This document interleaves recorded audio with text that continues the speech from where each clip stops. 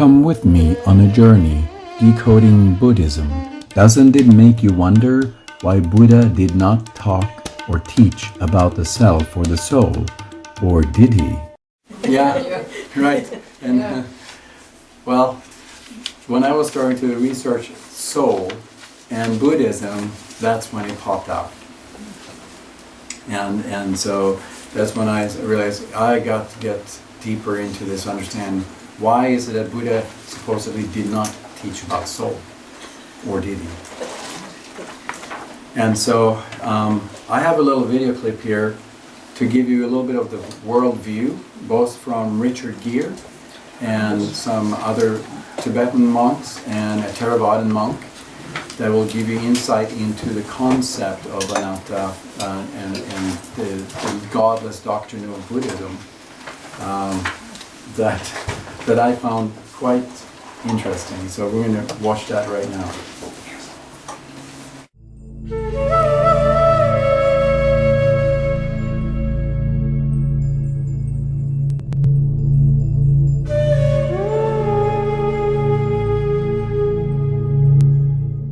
You raised Methodist?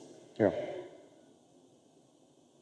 What brought you to, I know it's probably a big question, but what drew you to Buddhism away from Christianity? I had that feeling, that good Christian feeling of compassion and a certain sense of grace that came along with that, which is extraordinary. But the ability to kind of, the wisdom aspect of really looking into the nature of the mind itself, and looking to the nature of suffering in a very different way. A more scientific approach to this. And Buddhism is essentially a science. The science of mind, and it has to be fearless. You have to really look. I don't know anything about Buddhism, or very little about Buddhism, but Carl Sagan said, Buddhism's God is so great that he need not actually exist. Does that mean anything to you? Yeah, there's no creator in Buddhism. Things just are? There's no beginning. There's no beginning and no end. It doesn't make any sense. I'm sorry, but it's ridiculous. So it's this sense of the mind itself is so vast, there's no need for a creator. We create it momentarily ourselves. In Tibetan, it would correspond to the mind-only school. And it's essentially the what? Mind-only, that everything exists only in the mind. Forget Buddhism, this is just science we're talking about, and how the brain works, and how we do not have an experience of the world. We have an experience of our previous experiences. And we're just going around in a map that we've already created. This is all a virtual world. The whole thing is virtual, based on our own brains. Is this the Matrix? Are you Neo? It is totally a Matrix. I know Kung Fu. My son and I talk about this all the time. This is totally a virtual Matrix experience we're having. Well, is there an objective reality, Richard Gere? No, there isn't. There's no objective reality? There is none. Even one we can't see? There's just something there? One. But I am, you are, he, she, or it is. We're actually right here. There's nothing in the mind that has a mechanism to reach out. All the mind can do is see itself. You are blowing my mind, Richard. Our eyes are lying to us. The surface of our minds and how we make value judgments are lying to us constantly. What do you mean our eyes are lying to us? We don't have a fresh moment of just seeing something. The way a child sees its hand, like a baby is enthralled with its own Maybe, hand. I guess you could use that. There was a wonderful, I'm going to be more profound than that, I think.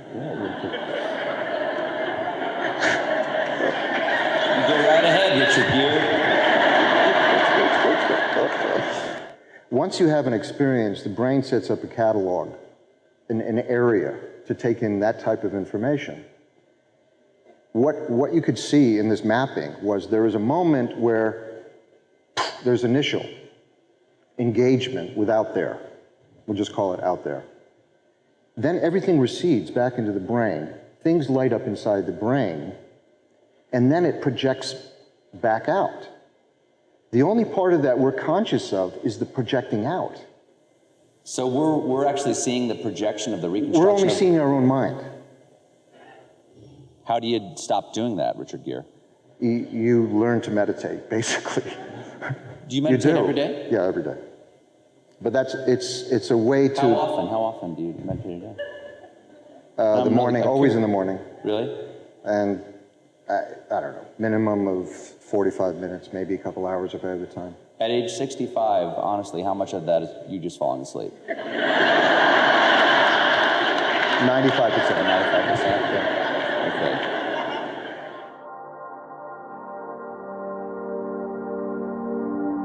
We do not believe that any being created the world, because we do not believe that things can arise from a solitary, unassisted cause. So, in short, no. And for those who say, well, the world must have a creator, that kind of reasoning only leads you down the blind alley of having to say, and the creator must have a creator, and so on ad infinitum. So no, we do not believe in a creator God, neither one who created the world, nor one who can direct and regulate its affairs as it continues. So there's certainly nothing to be aimed at for the Buddhist practitioner, whose aim should be, of course, if they're really very serious, simply enlightenment itself.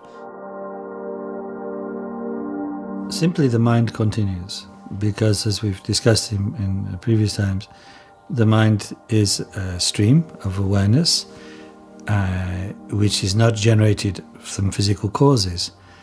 And so although the as it were, the hotel of the body collapses at the moment of death, collapses as a suitable kind of receptacle for the stream of consciousness, the stream of consciousness travels on. When we talk about the bardo, the gap between birth and between death and rebirth, or more properly reconception, we should understand this as not going to some like heavenly realm, or going to some kind of God place, or meeting a god or something. It is actually just the mind resolving into its own fundamental nature, which we call the luminosity, or the clear light. But it's there at all times. This clear light, this basic luminosity is there, as I say, at all times, even now, if we could but just recognize it. There's no God directing this, there's nobody in charge of it, there's no after-death police force, there's no after-death immigration service. You are just pushed on, as indeed we are in this life. We're pushed into various actions and various ways of thinking by the influence of these unacknowledged karmic imprints that we carry with us right now. And only by decisively looking into the nature of mind and do we cut through these imprints. Or what is the meaning of the word heaven? What meaning does it have for Buddhists? Heaven is simply another level of experience that is made up of the experiences of the beings in that realm. And the difference being simply that the experience of reality of those beings is much more subtle and more refined and more pure. Heaven is not the goal, it's a sign that the mind is pure. But it's important to understand that the important thing is to purify the mind. And sometimes that's easier done in a place like the human world, because we're able to see the ups and the downs of life. The answer is it's easy. Nirvana is the last thing that we ever have to do. Once you realize Nirvana, there's nothing left to do. There's nothing left that, from a Buddhist point of view, you need to do. The point is, at that point, you're free from suffering. How about that?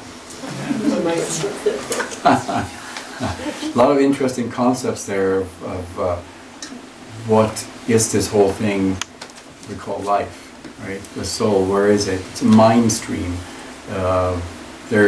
Heaven world, it exists only another level of being human in a way, but there is no real heaven. It's just another layer. And then Nirvana is to end all things. So it's a very interesting concept. When you think of, there are 535 million people in this world, 7% of the population on the planet are Buddhists. And many of them are misdirected, probably 2/3, I believe, in this doctrine of Anatta. And so, I'm going to read to you from a quote from Wikipedia. The Anatta doctrine in Theravada Buddhism. Let's take a closer look. Theravada Buddhism, and Buddhist scholar Oliver Leaman states, quote, consider the Anatta doctrine as one of the main theses of Buddhism. The Buddhist denial of any soul or self is what distinguishes Buddhism from major religions, giving it uniqueness, unquote.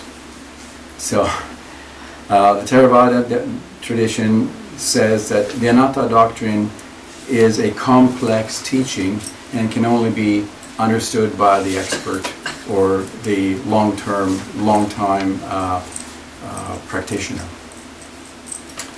So my idea of Buddhism is that Buddha came to teach something very basic, very simple, and it shouldn't be that hard to get. But there is one thing, and he even said it himself, he did not speak much. He avoided talking about the soul and about Atman because he didn't want people to procrastinate. And he says that in one of the dictations that we'll listen to later.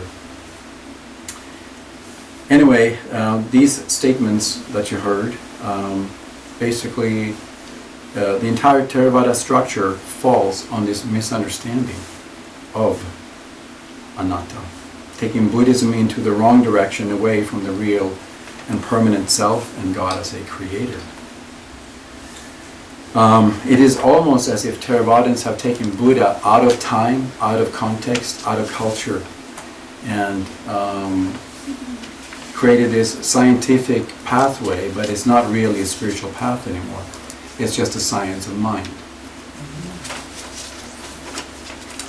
So let's look at why Anatta is so central. What does it really mean? If you heard of Nirvana, you all know what Nirvana is, right? It's supposed to be the state of enlightenment. It's a state of consciousness. To them, it's emptiness and nothingness. There is one Tibetan Buddhist scholar and university professor who is a Tibetan Buddhist himself, Robert Thurman, the father of Uma Thurman. Really cool guy, very knowledgeable. He had talks with Deepak Chopra on spirituality, very interesting. You can find them on Gaia. And so I watched some of them. But he says, well, in Tibetan Buddhism, it's a little different. We don't totally negate the soul. We basically say that emptiness is not nothingness. So they say there's something beyond. And we'll see that later when you think about Tibetan Buddhism. And Mother used a lot of things that are relating to the Mahayana Buddhist and the Tibetan Buddhist practices. She's taking some of the essence out of that, like the Vajra, the Dorje, you know, the thunderbolt, and the bell. All those things are tantric, basically tantric tools. And we'll get into Tantra later on, because people have a misunderstanding of what Tantra is in Buddhism.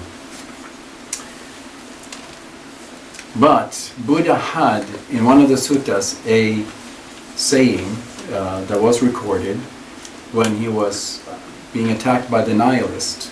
Thus Buddha answered, by denying the existence of a mere material self, and differentiated his views from the nihilists who deny the soul, saying to them, quote, both formerly and now, I have never been a nihilist, never been one who teaches the annihilation of a being.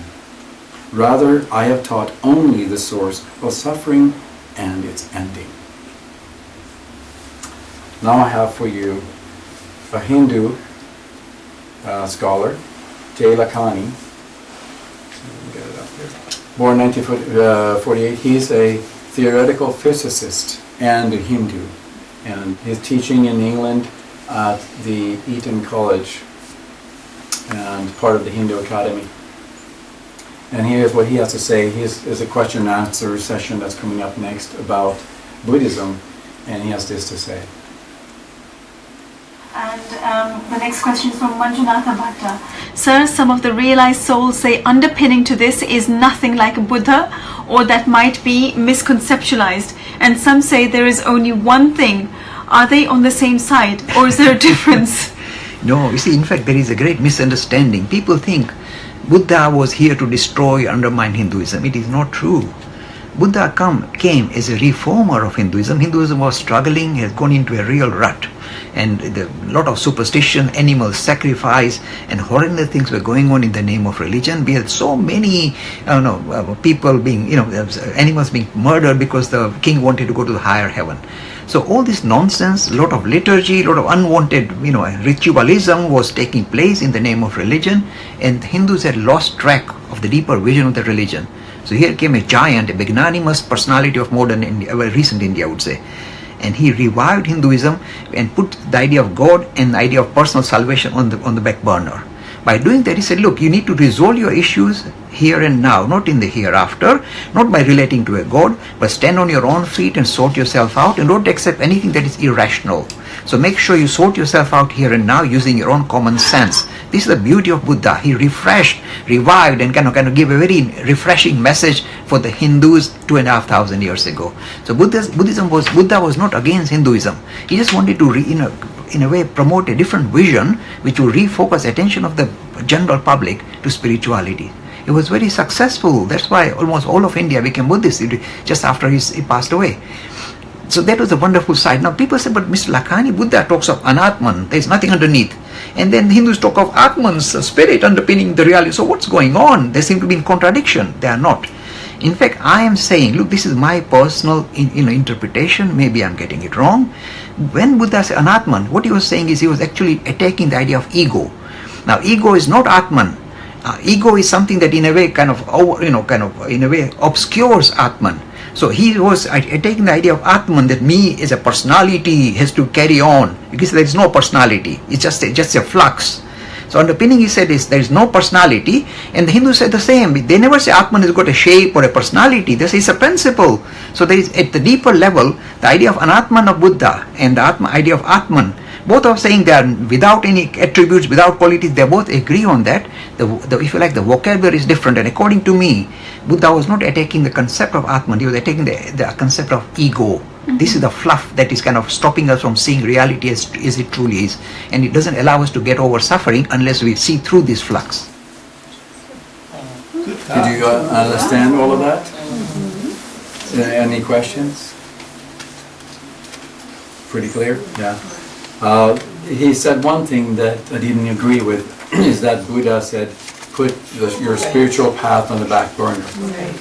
That, according to Robert Thurman, he said the opposite. He actually said Buddhism is the personal path of self-elevation. It's a individualism in a nutshell. And so it was interesting the way he said, but everything else, and he talked about the Anatta, Anatman. Anatta is Pali, Anatman is Sanskrit for the same thing. And so the doctrine of Anatta could be also the doctrine of Anatman, right, depending on whether you use Pali. And the Buddhist teachings are written down in Pali, in the Pali language. That's how they were preserved. So, and Buddha spoke a language that was, I can't remember the name of it, but it's somewhere in between Sanskrit and Pali. It's not either of them. Now we're going to listen to Ken Wheeler, the Buddhist I talked to you about, who's not part of any religious path. He's just a metaphysician or metaphysicist. I'm not sure which.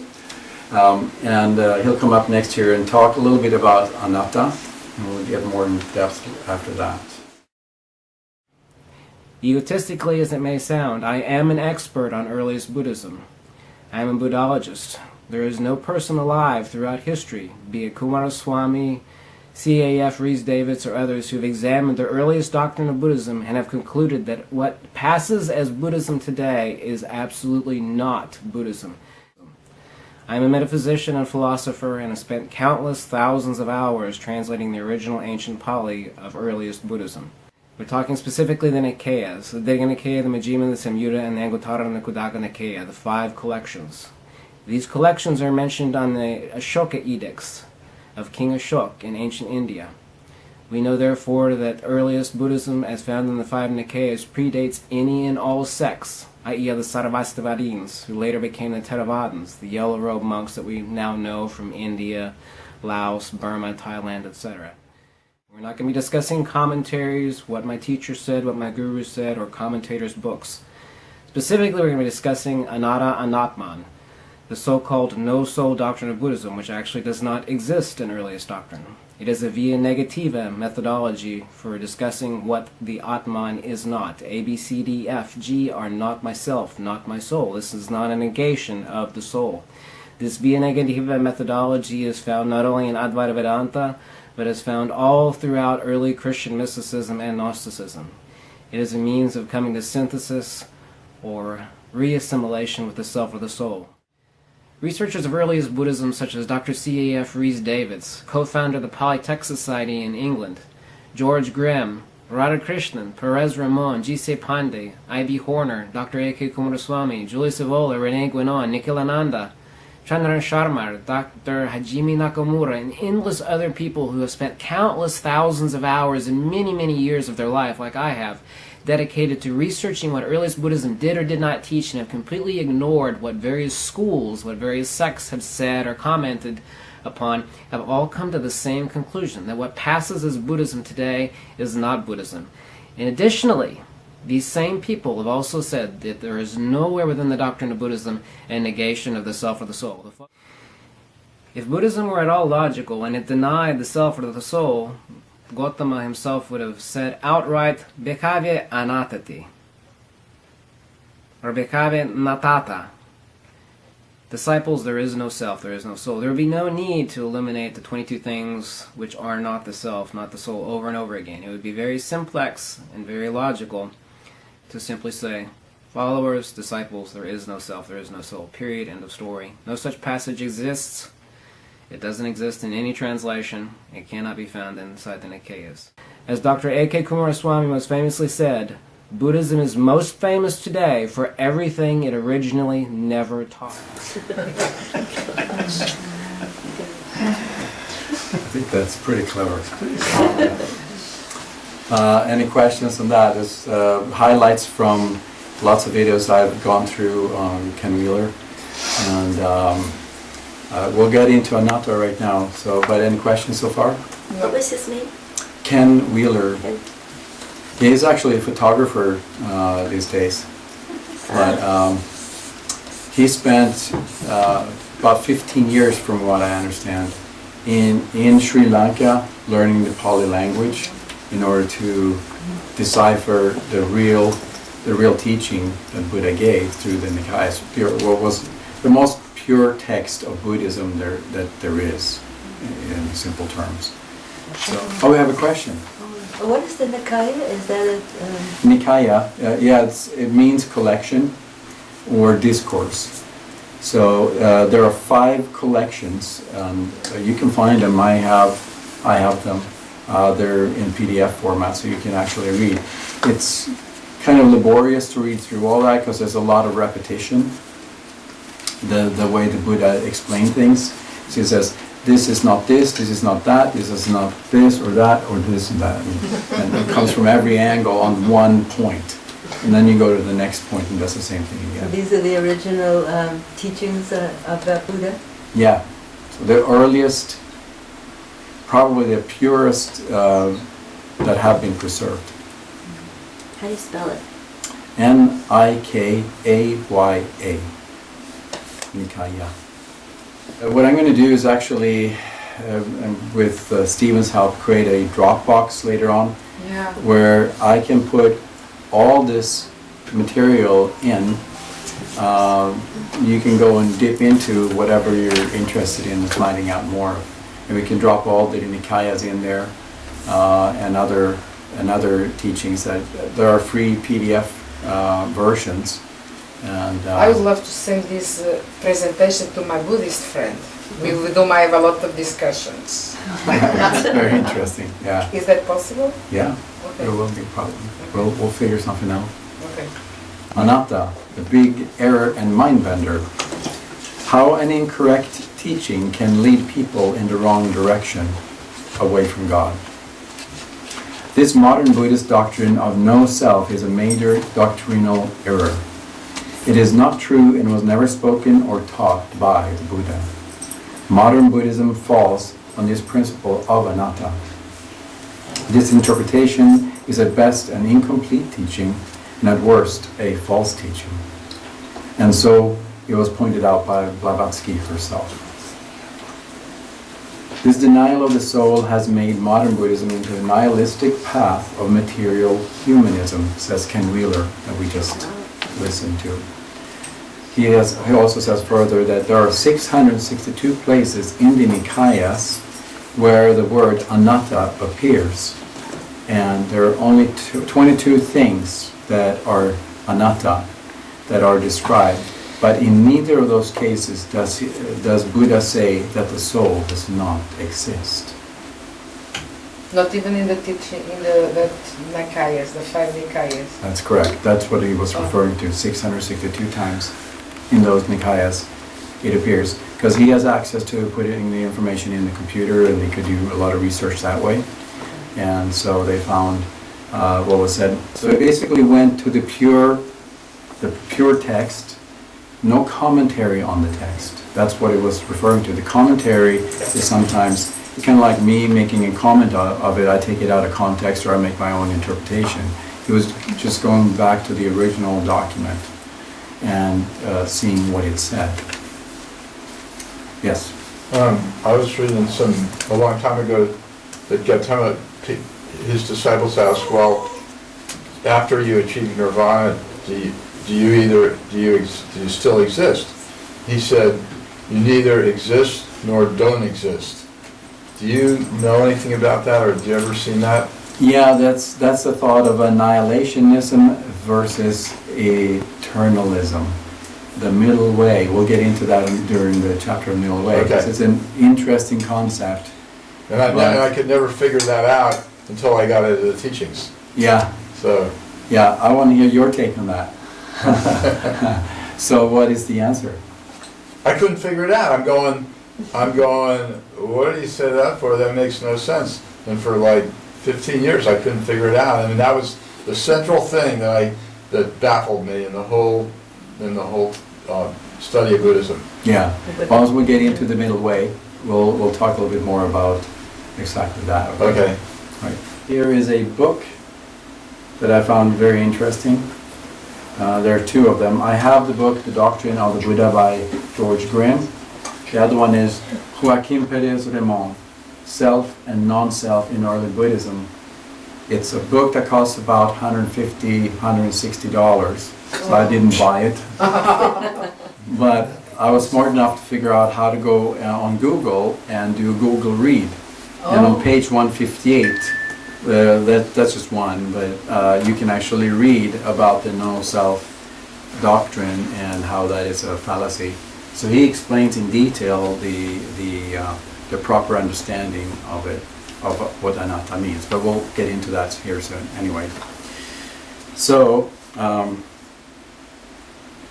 tell me, if modern Buddhist logic teaches there is no self, then why even care about enlightenment? Why care about karma? Why care about reincarnation? What would be the purpose of a selfish path, or selfless path of morality, if it doesn't lead anywhere?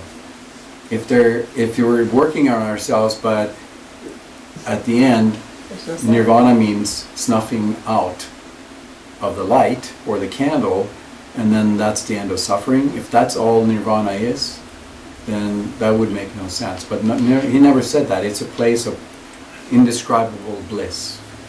The end of the cosmic breath is how he described it in the dictation. Beautifully said. But if a person has no self or no soul, what does it matter if he does evil things? Buddha came to teach a path of morality. And what were the 5 precepts of the Buddha? Do not kill, do not steal, do not do sexual misconduct, do not drink alcohol, and do not lie. Pretty simple, but you know, we could add more to that list easily. So then it makes you wonder, okay, so if the soul doesn't exist, then why are we here in the first place? Or are we really here? I'm not here. It's an illusion. It's all in the mind. It's all in the mind. Yeah. Yes. Makes me feel like pained in my head to listen to those people talk about how it's all just your... It's very mental. It's very mental. Yeah, so I mean, I look at the Buddhist path has become very intellectualist, elite.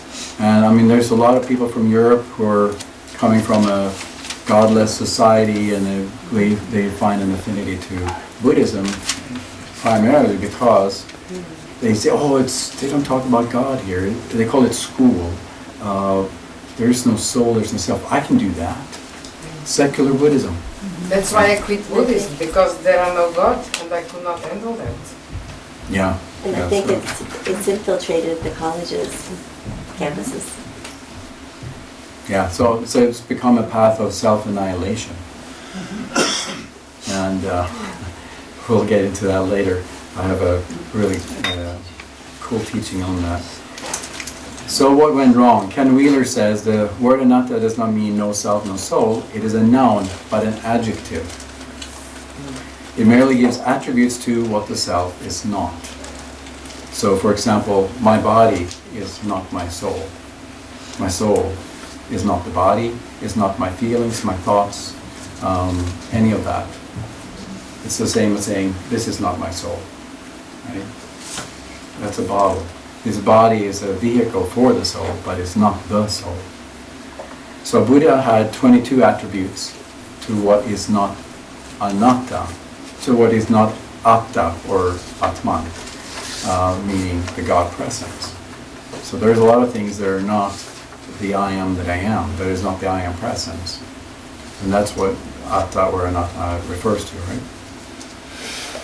So what Buddha used, and it's even been used in Advaita Vedanta, and in other theology, is the via negativa.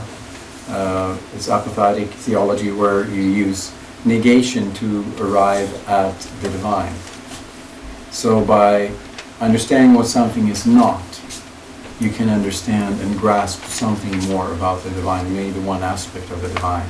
For example, if you were to tell me, can anyone here tell me and describe in full detail who and what is God? What? Oh, you're it?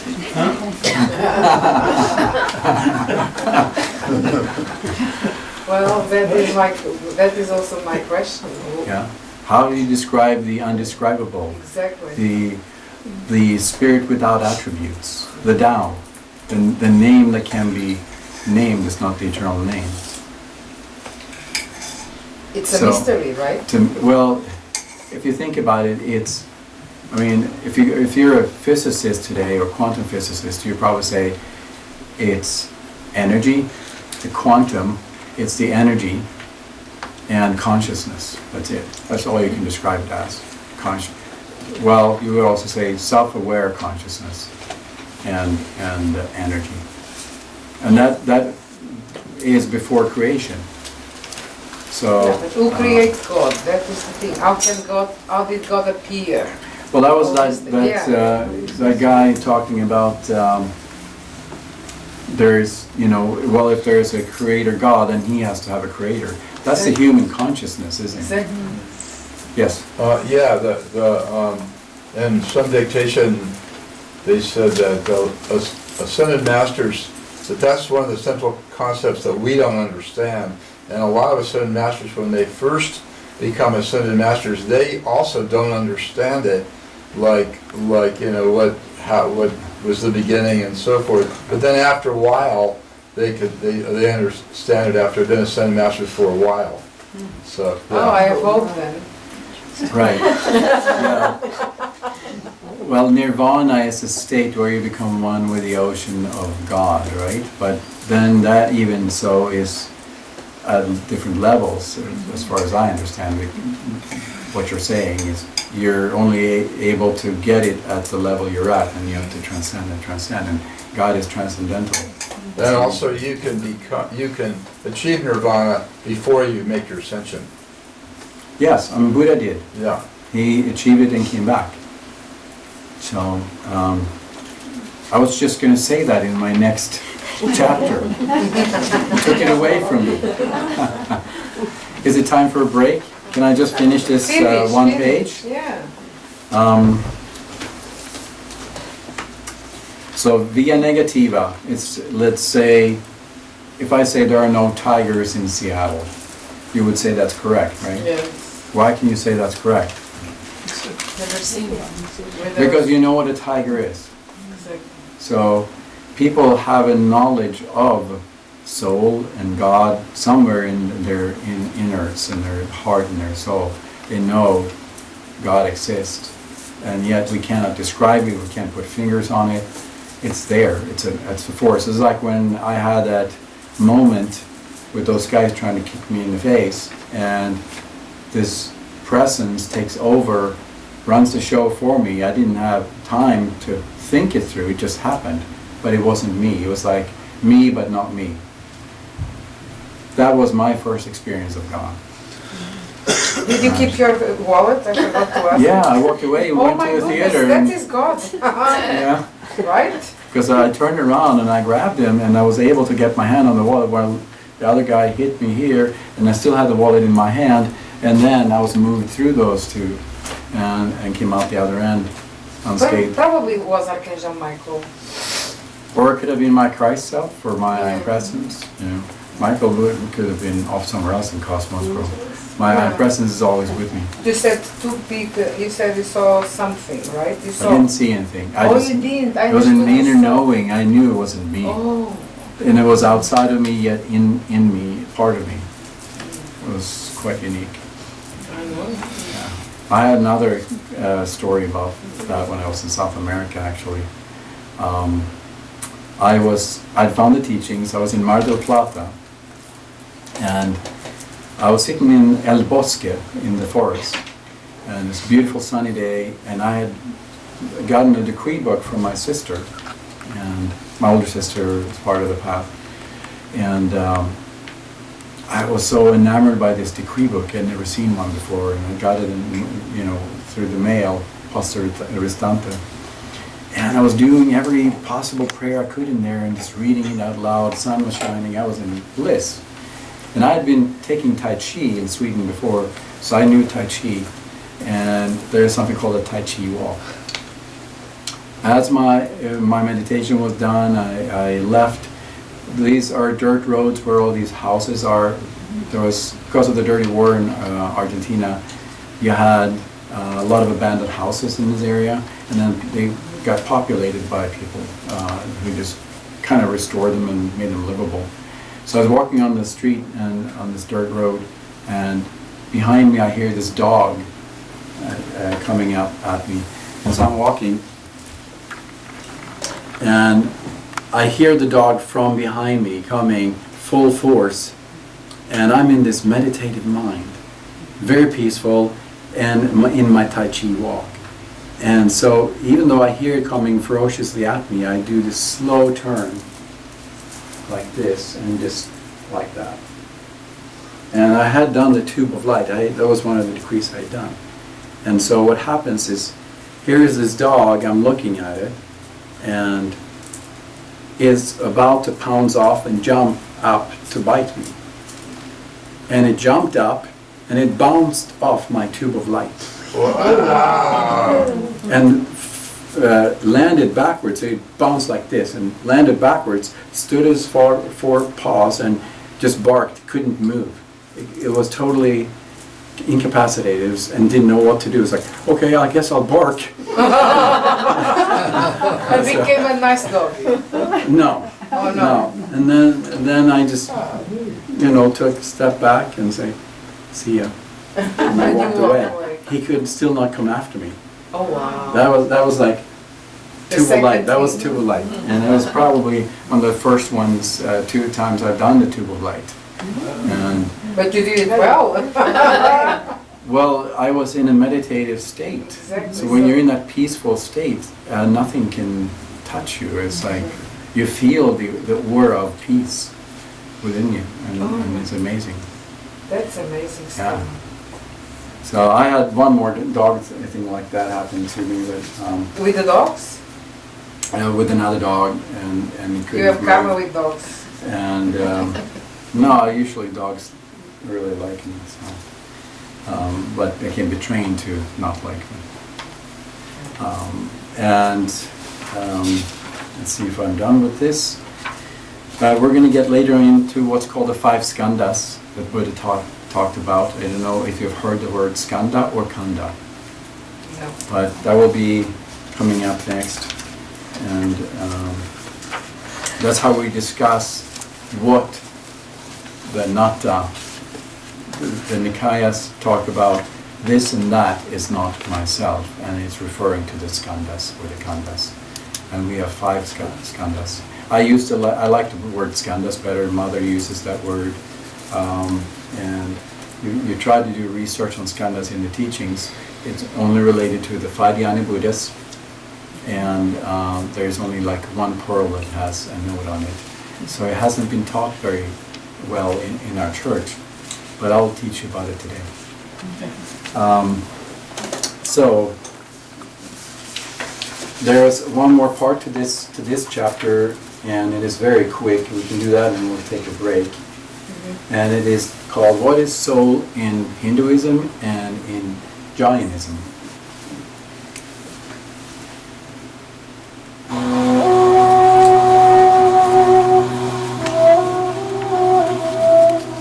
turn this down a little bit.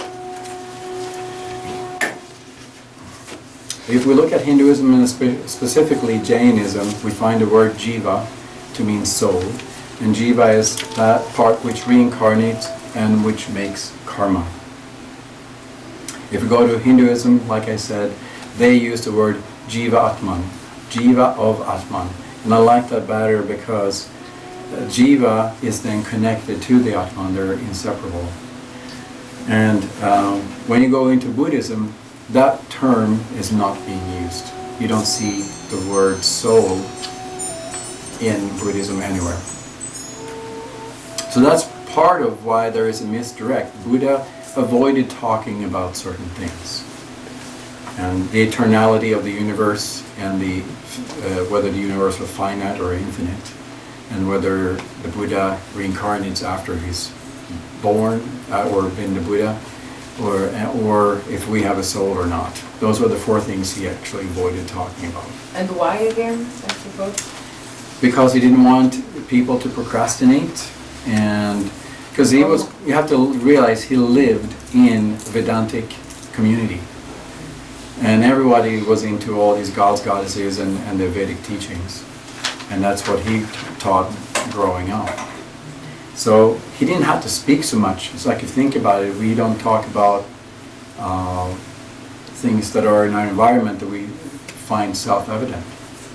So he didn't go into that. He didn't want to go into all the gods and goddesses and levels of heaven and levels of hell, even though he does recognize them. But in my Buddhist, we speak about the 9 worlds, Yeah. and all these things. Probably more so in the Mahayana and Tibetan Buddhism, you find more of those. They recognize heaven worlds, Exactly. but there are The only goddess other world. levels of humanism in a way. So it's more refined or subtle worlds. Yes? Wasn't it too that he didn't want to offend the leaders and the kings and the Brahmins, that he'd get in big trouble if he started talking about stuff that was too radically different from what they were into? Yeah, I mean, he, as a movement, he later had to move more into the Trans-Himalayan region. They were persecuted after a while, and so that's how Buddhism went to Tibet and came into China, and Bodhidharma and all of that. That's how it transmigrated from India over from Nepal, the region where he lived. Johan? Yes. Could you please name again the things that he avoided talking about? He avoided talking about the finiteness or infiniteness of the universe. He avoided talking about the eternality of the universe. And he avoided talking about whether Buddhas reincarnate or not, and whether we have a soul or not. So when this Vacchagotta, there's a sutta or sutra called Vacchagotta Sutra, where this spiritual person, pilgrim, keeps asking the Buddha, like, so we don't have a soul? And he got very frustrated with the Buddha because it's like, do we have a soul? And the Buddha would say, that does not fit the case. Do we not have a soul? That does not fit the case. Right. Is the universe eternal? That does not fit the case. Is it finite? Is it infinite? That does not fit the case. So he would basically evade it. He never answered. He never answered. But he never said yes or no. So he let people... So then people have taken that, but there are other places where he does acknowledge the Atman and Brahman. So at least those two he acknowledged, Atman and Brahman. In those 5... In the 5 Nikayas. Nikayas. We'll get... Okay. Yeah. I mean, he was set on the path of Brahmayana, that's what he said. I found the ancient path, lost long ago, and that is the path back to Brahma. So that's when he acknowledged God. Yes, yeah. And it's a neo-Vedantic movement. He wasn't calling himself a Buddhist. He was a master of the Vedas. So we're going to finish off the chapter on the soul by looking a little bit into the Master's description of the soul. And so the soul, according to this in the Masters, is the impermanent atom of being. Impermanent atom. So what's the permanent atom of being? Impermanent atom. I really like the word Atman because it's so close to atom. Atman. Oh, it's not atom? Like Atman is A-T-M-A-N. Oh, that's what you said. But atom... So can you tell me again? Impermanent Atman of being. Yeah, the atom. Oh, no, it's A-T-O-M. Oh, is that one? I thought so, but then you said... Well, the Master talked about it in Theosophy, about the original atom. The principle that J. Lakani was saying, the principle of Atman is like one atom in the being of God, like one body in the one member in the body of Christ, same concept. But it's connected to Brahman, so Atman and Brahman equal each other. But the Atman is the individualization of the Brahman. So, the Zen Master's description of the soul. In modern Buddhism, we discussed that the individual is made up of 5 skandhas, and the physical body with its human personality, right? Theravadins and many Mahayana Buddhists say that we do not really have a lasting or perduring self of any sort that reincarnates. So what reincarnates, according to them, is called the mind stream. Mind stream. This mind stream is their way of not saying soul.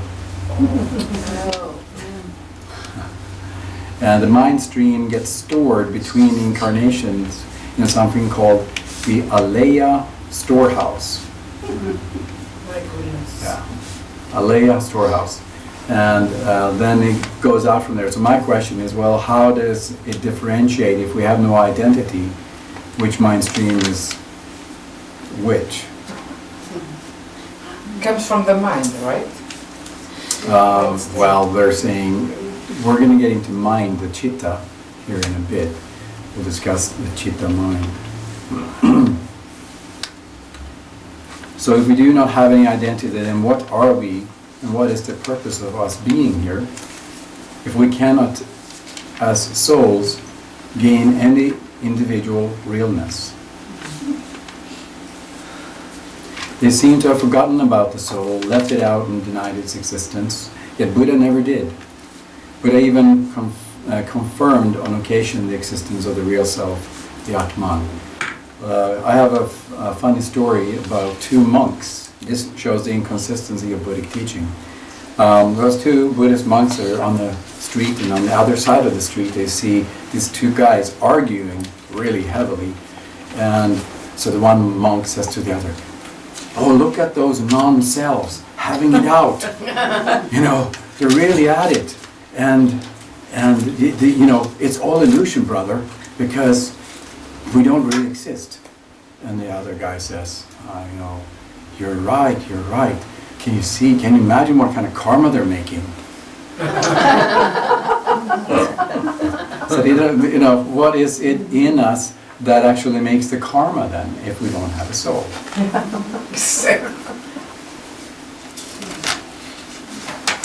So, the Ascended Master's idea of soul. If you read the Chila and the Path, 3rd chapter, that's where I found the description of the soul according to El Morya, and it's beautiful. The way the soul is derived is by the spinning action of a seed, the soul seed. And so that soul seed, Morya said, then lives in the causal body of the I Am Presence. And it spins around gaining experience. As it gains experience, it put on skeins of light. And those skeins of light are like skins or coats of skins, right? But those are spiritual skeins of light. Until one day they have gained enough experience to become an identity that we call soul. And that soul doesn't have a permanent identity yet, but through its I Am Presence and Christ's Self, eventually it will. So the way I have understood it, you may have another idea, is that the soul, in a way, doesn't have identity in itself. It's the Christ Self of the soul that becomes the personality of the soul, because that is the part of the Atman that is the face of the Ascended Master. So the Atman is kind of like the impersonal atom of being, whereas the Christ Self or the Buddha Self, the Krishna Self, is the personality of that, it's the face of that Master. And so the soul, when it fuses with the Christ and with the I Am Presence, it becomes that Christ Self, like Jesus, the Christ, Gautama, the Buddha. And so the soul gains its identity by discarding the skandhas and by attaining the Christ Self, the higher self. So the Masters talk that the soul is actually part of the 7 bodies of man. It is solar consciousness or solar awareness, and I found this a really cool image of that. It is spherical being, and that's how we look at the I Am Presence. It's a sphere. And so the soul is a spherical being of consciousness, self-awareness. But one day the soul took the lesser path of a lesser free will, and that's why we're here. It started to create veils of karma, and in that karmic journey it has adapted and created for itself a not-self, the anatta. And the not-self, the dweller on the threshold, is my description of anatta. So if there's a clue, I can't see any separation between anatta and the dweller on the threshold as taught by the Masters.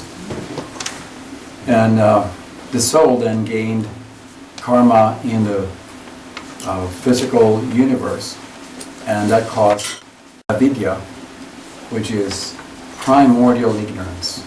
I like that word because it's a loaded word. It includes a lot of things.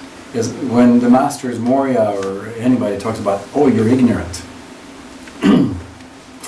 now you can understand through Buddhist teachings of primordial ignorance what he really means. Because it's the concept of having reincarnated so many times for eons, and we don't remember anything, especially we're in this octave, we don't remember, by the grace of God, we don't remember. And along with all the karmas we've made, it made us dense. And that density, the lack of knowing our true nature, and our past karmas and incarnations, we have avidya. So Buddha, on the time of on the first night of the watch, when he achieved enlightenment, he discovered all his previous lives, going back to zero. And he saw the futility of having to reincarnate so many times. Why not find a faster path? And he also saw the primordial ignorance as the layers of Maya. And there are so many layers we have no idea. I listened to a dictation yesterday by Buddha in preparation for today, where he talks about all these layers, that there's a special knife, an etheric knife that the Buddha has that can cut through all these layers of Maya, like thousands of them. So with consciousness and illumination, as we become smarter spiritually, we raise our consciousness, right? And with one idea of truth, we can bypass eons of learning that same thing in the natural order. So that's why we're getting all these pearls of wisdom from the masters all the time, because they jump us, accelerate our path every day. And that's why we're supposed to study the teachings, so that we can bypass eons of time and incarnate only, according to the Tibetans. Tibetan says max 16 times. Preferably, Buddha said, in this or next lifetime, and Mother said the same thing. But it all depends on our karma and our willingness to wrestle with it. Violet flame? Yeah, he didn't have that dispensation back then. So now we're really blessed to have. We don't realize how blessed we are. I'm realizing that every day. Do you understand that? Let's take a break. Okay. Thank you so much.